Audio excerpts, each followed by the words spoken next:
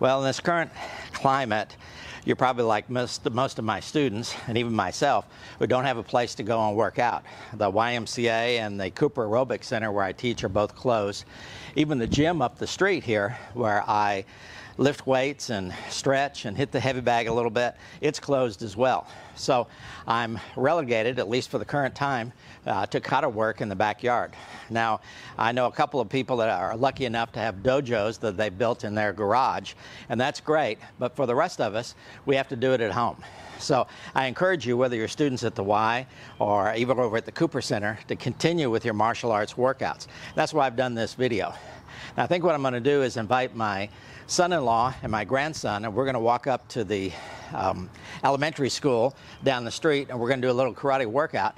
And I invite you to join with us, whether you're beginning or advanced students. So let's go.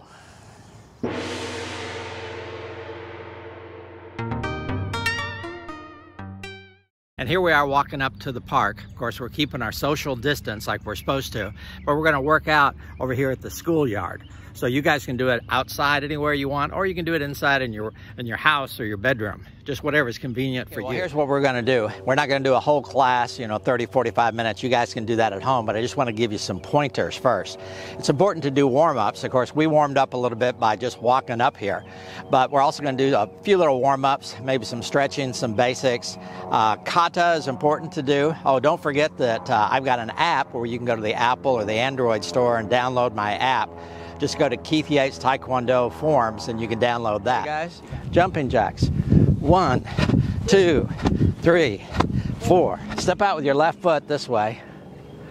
Okay, and reach behind you like this. And then front kick. So ready? 1, kick. 2, kick. 3, kick. Switch feet. Stretch.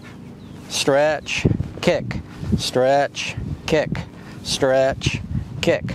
Now we're just doing these slowly to kind of warm up. And then of course, just like we do regularly in class, we do front and side leg stretches. So you guys ready? 1, 2, 3.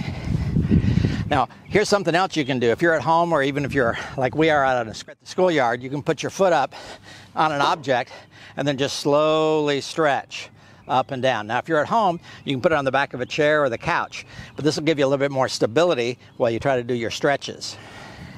And again, just like we do in class, you can get into a horse stance and we can do our punching. Are my ninjas back there ready? Ready? Right hand out. 1, 2, 3, 4, 5. So you repeat that just like we would in class, maybe 50 or more times. Again, if you're using an object, you can use a wall or something like this. Now I'm going to stand here. This really isn't a wall, but you know how sometimes in class we'll do that? And I'll tell you guys not to throw your elbow out. Well, if you're against something here and you stick your elbow out, you're going to hit. So I want you to practice just doing a reverse punch just straight. Again, if you had a wall in your bedroom, that would work great. So you're practicing keeping your elbow in when you throw your punches. Okay, now when you're practicing your forms, I would suggest that you do them a couple of ways. One is like really slow, just to get all the basics, the technique, the stances and so forth down. And then do it, of course, hard for the cardiovascular benefit. So let's do Chunji, you guys. So Chunji, slowly. 1, 2, 3, all the way around. 4, 5, 6. Now don't forget, you can go to the Apple or Android App Store, download my app, and that way you've got all the forms at your fingertips that you can practice while you're away from the dojo. For example, this one's Chunji. Now you can even practice your one-steps. Now I realize with the social distancing requirements, you can't actually do it with a partner, but you don't have to have a partner. You can still just run through it in your mind, and that way you guys don't forget it while we're practicing at home without partners. So let's do one step number 2. This is number 2 in our curriculum. The other person would step and punch. We would block with a knife hand, punch, palm heel. So let's go ahead and run through the whole thing. Ready? Go. Block, punch, palm. And there's our one step without the actual partner. Again, I don't want you guys to forget what you're supposed to be doing. course, right at the end of class, you want to do some breathing. This is called cool downs. So we're going to do some breathing techniques. So you get in a good horse stance. You ready?